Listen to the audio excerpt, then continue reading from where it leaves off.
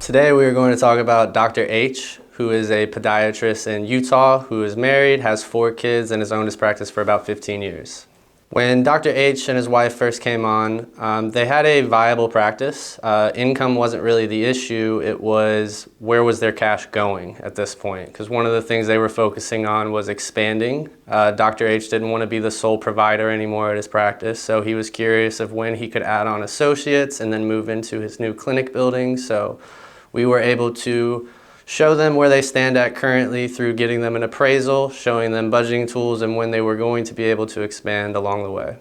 When Dr. H and his wife came on and started the financial planning process with us, we were able to give them a comprehensive financial plan that outlined for them when they were going to be able to hire their associates and give them more organization of how to use their money from their business in a more efficient way for them to create multiple income streams for themselves while also building reserves for the expansion that was upcoming.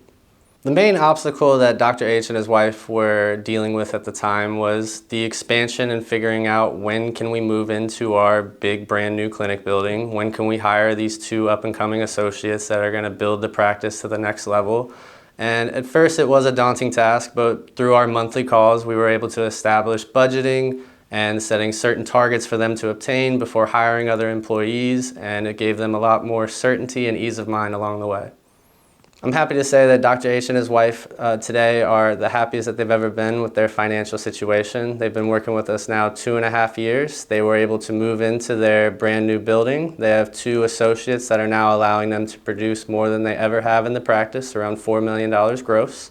It has allowed Dr. H to now step away from the practitioner role more, allowing him to spend more time with his family, coach his girls playing soccer, and then even have some money set aside to finish all the house renovations that his wife wanted to get done.